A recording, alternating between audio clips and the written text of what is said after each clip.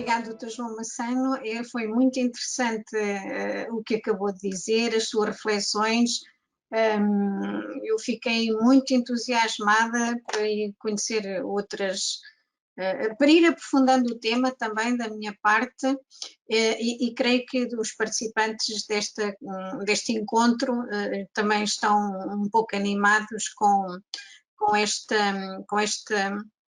conferência, até porque tem um impacto muito grande na vida do exercício da advocacia de qualquer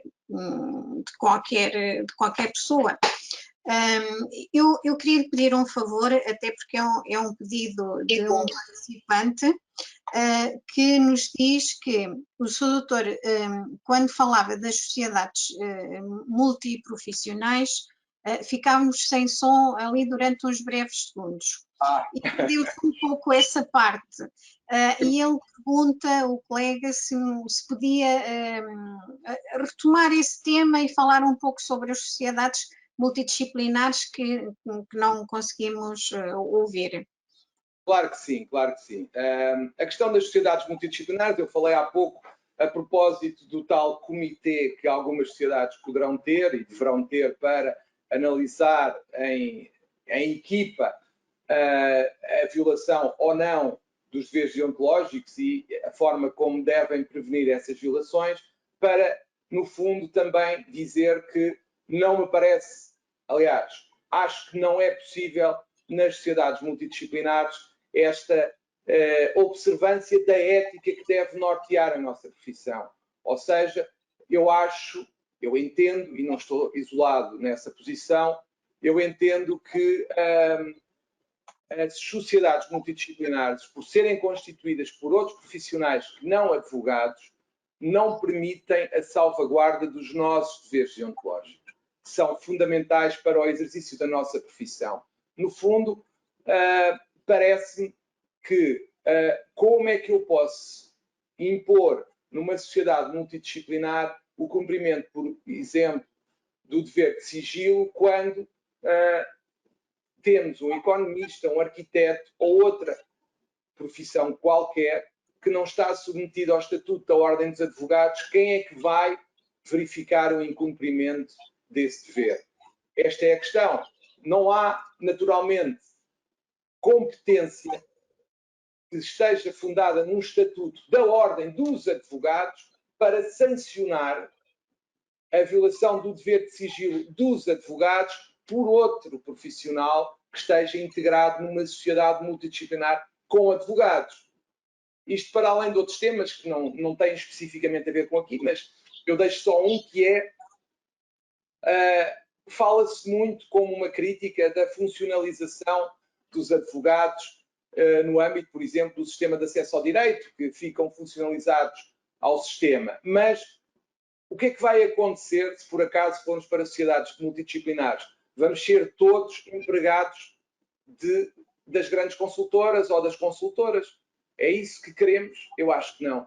Eu acho que a autonomia dos advogados, a independência dos advogados, tem que ser sempre um valor e que tem que ser salvaguardado, quanto mais não seja, porque nós não nos podemos esquecer que é essa independência, essa autonomia que nos permite defender da melhor forma os direitos de todos os cidadãos. E concluindo, em relação às multidisciplinares, acho que o dever basilar que nós temos na relação com o cliente e que permite ao cliente confiar em nós é o dever de sigilo, que, quanto a mim, é impossível de salvaguardar por ser um dever que impende sobre advogados numa sociedade multidisciplinar que tem outros profissionais. Foi isso que eu disse há pouco. Há outras razões, naturalmente, mas aqui, considerando a parte tecnológica, eu acho que o dever de sigilo, por um lado, deve ser reforçado com os meios tecnológicos e, por outro lado, é uma prova clara de que a multidisciplinaridade é um risco para esse dever, porque, naturalmente, a sua violação estará ao alcance de qualquer outro profissional que esteja integrado nessas sociedades. Obrigadíssimo, Soutor. Eu vou aqui passar uma outra pergunta de um participante, espero que se animem mais, já temos aqui algumas. A primeira pergunta: alguns países já têm guias de como gerir a fuga de informação dos escritórios dos advogados. A Ordem dos Advogados já pensou em publicar algum guia semelhante? Isso está naturalmente, eu diria que, já agora, se me permite só fazer aqui um bocadinho de publicidade, no Conselho Regional de Lisboa nós vamos fazer uma conferência sobre a multidisciplinaridade, em que para já temos confirmada a presença de uma deputada do Partido Socialista.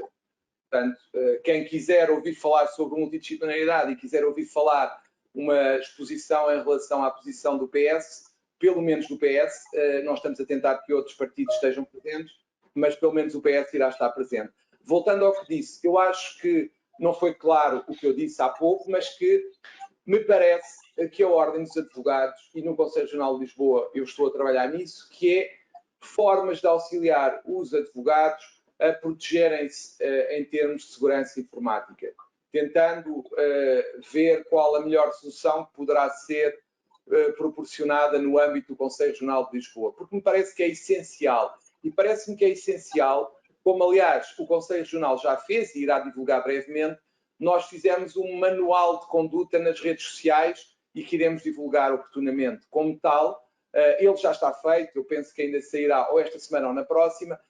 Como é óbvio, eu também acho que é importante o Conselho Regional e a Ordem no seu todo fazerem uma espécie de, se quisermos, facts sobre a matéria. Parece-me de todo relevante e parece-me uma sugestão muito importante e que eu irei tomar em consideração, porque me parece que faz todo o sentido que seja feito esse trabalho pela Ordem, porque se calhar em algumas estruturas societárias, nomeadamente as grandes sociedades, não o precisarão, eu penso que pelo menos os advogados em prática individual e dos pequenos escritórios terão, penso eu, interesse num documento desse género. Temos aqui temos aqui uma outra pergunta, porque falou muito do segredo profissional e o sigilo, e resumindo aqui o comentário, porque vieram várias perguntas nesse sentido, eu vou resumir aqui 3 ou 4 perguntas no seguinte. O dever de segredo profissional ou de sigilo profissional pode ou não inclui o dever de cibersegurança? São autónomos ou um inclui o outro? É o que me perguntam aqui. É assim, eu acho que se quisermos, o dever de cibersegurança abrange mais do que o dever de sigilo, apesar de haver naturalmente algumas dúvidas sobre a questão. Mas, pelo menos, em relação ao sigilo profissional, parece-me que o dever de cibersegurança é essencial, porque se eu não tiver medidas informáticas de segurança no meu escritório, quer físico, quer virtual, corro o risco de comprometer o cumprimento do dever de sigilo. Obviamente que sim. Obviamente que sim. Agora, a cibersegurança também pode estar, por exemplo, incluída até na questão da transparência, porque se eu tiver, imaginemos, uma plataforma que permita o acesso aos processos, muitas das vezes estamos a falar só de informação sobre diligências processuais, é óbvio que aí também o dever de cibersegurança é fundamental. Sim. Tenho aqui uma outra pergunta, é um bocadinho extensa porque tem um contexto e por isso eu leio, que é para não falhar nada. Para além das questões de cibersegurança, como a relação entre o cliente e o advogado poderá ser disciplinada diante do dever de prestar informações ao seu constituinte, de modo a evitar o adoecimento dos profissionais, principalmente em prática individual. No Brasil, o que vimos ocorrer com a virtualização da atividade profissional foi um acúmulo de solicitações, sem respeito a agendas e horários, manifestando-se casos de síndrome de burnout e afastamento por questões de saúde mental. Não sei se enquadrei bem, isto é muito extenso, mas no fundo isto tem a ver com o dever de prestar informações no exercício da prática individual. Não sei se quer comentar. Isto deve ser algum colega além Atlântico. Desde já ficamos muito gratos por se associar aqui a estes problemas que não são só de nível nacional, mas a nível global. O escritório é o nosso computador, não é só o local físico em Portugal. Por favor, Dr. João, desculpe Está fora. Não. Claro que está mais do que desculpada, porque é uma questão extremamente interessante e que toca em questões que eu referi. Ou seja, primeiro, parece-me que tem que haver bom senso, quer dos magistrados, quer dos próprios advogados. Mas aqui, essencialmente, dos magistrados, quando acontece uma situação comprovada de doença e de falta em relação às diligências processuais. Depois, temos outra questão que tem a ver com, me parece que a Ordem dos Advogados tem que lutar pelo respeito, e deve lutar pelo respeito, pelos advogados, que a magistratura tem que ter. É inevitável, quanto a mim, que isso tenha que acontecer, e isso passa. Até nós temos já previsto uma medida para breve que vai entrar, creio eu, logo no princípio de setembro, no Conselho Regional de Lisboa, em que vamos preconizar esse respeito e, através de uma ligação com o Conselho Consultivo, aqui em Lisboa, iremos relatar situações de falta de respeito pelos advogados. Porque é fundamental a sensibilização da magistratura. E isso passa por, primeiro, a Ordem ter conhecimento de todas as situações em que esse desrespeito ocorre para poder tomar medidas. Porque não basta dizer que ele ocorre, é preciso dizer, no juízo tal, aconteceu isto, e pedir a nossa intervenção. Porque se nós não conhecemos, nós não sabemos, nem podemos intervir. Porque se for a Ordem, eu ainda acredito, porque tenho tido esse reflexo em algumas das atitudes que o Conselho Regional de Lisboa tem tomado, se a Ordem dos Advogados, nomeadamente o Conselho Regional, a que eu tenho a honra de presidir, tiver conhecimento das situações e tomar uma atitude perante, por exemplo, o Conselho Consultivo, eu acredito, porque tenho experiência nesse sentido, que poderemos ser ouvidos e essas situações serão corrigidas. Mas para isso têm que fazer chegar ao Conselho esse tipo de situações. Em segundo lugar, voltando à ideia que eu referi há pouco e que não é só minha, há mais pessoas que defendem, torna esta questão, salienta, parece a mim, com muita clareza, a necessidade que existe da prática individual não ser uma prática isolada. Ou seja, é muito importante que nós tenhamos relações especiais com colegas em quem confiamos, naturalmente, para situações em que, de facto, nem é pela nossa doença, muitas das vezes até pode ser o próprio cliente que tem interesse em que o processo avance.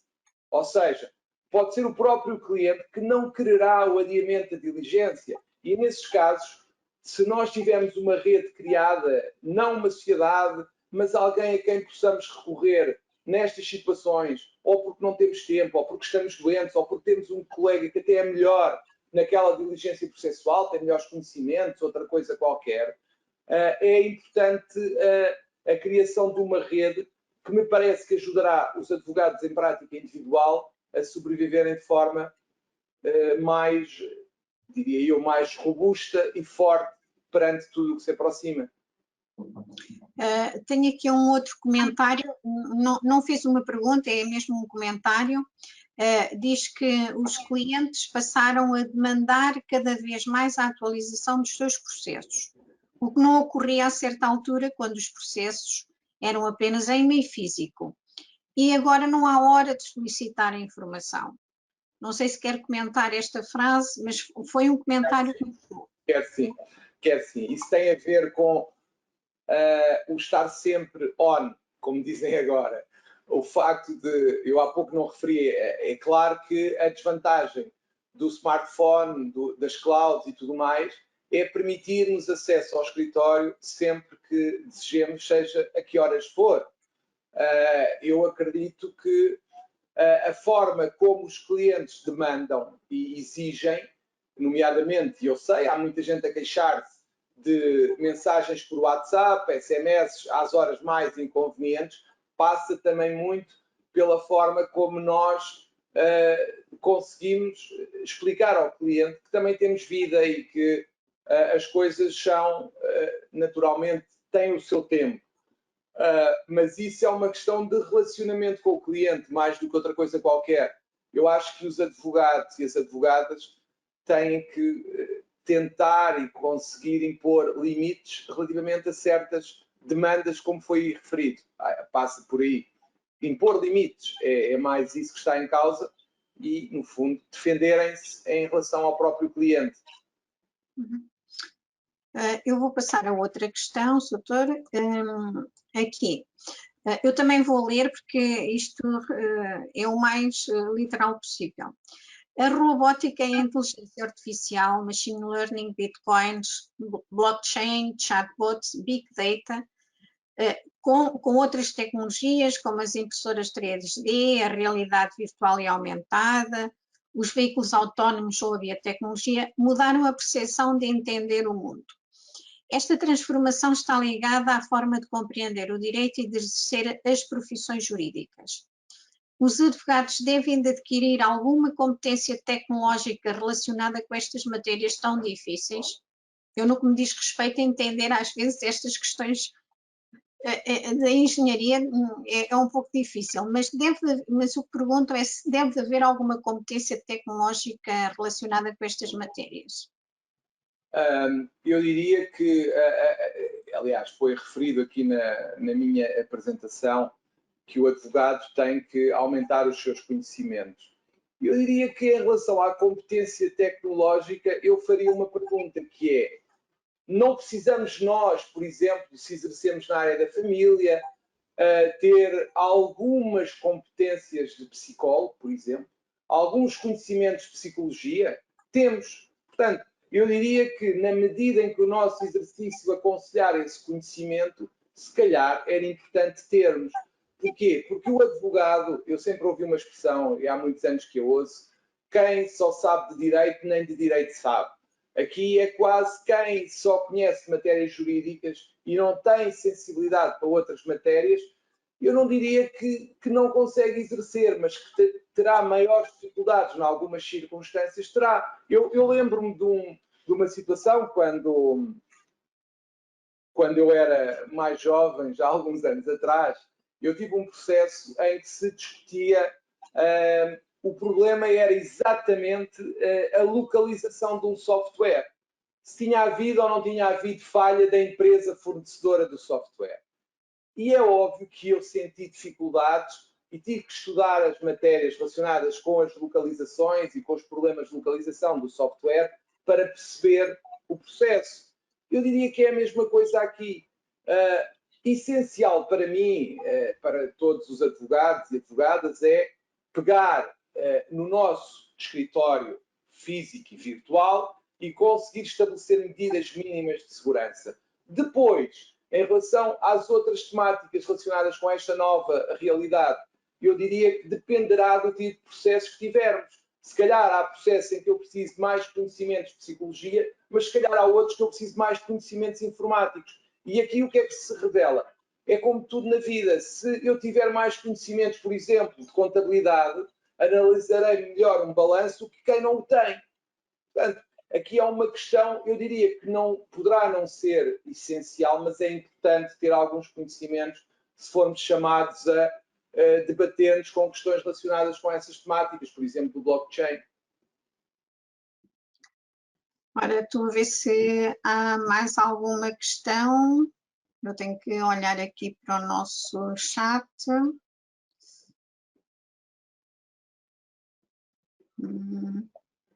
Não há mais nenhuma questão, não sei se haverá alguma outra.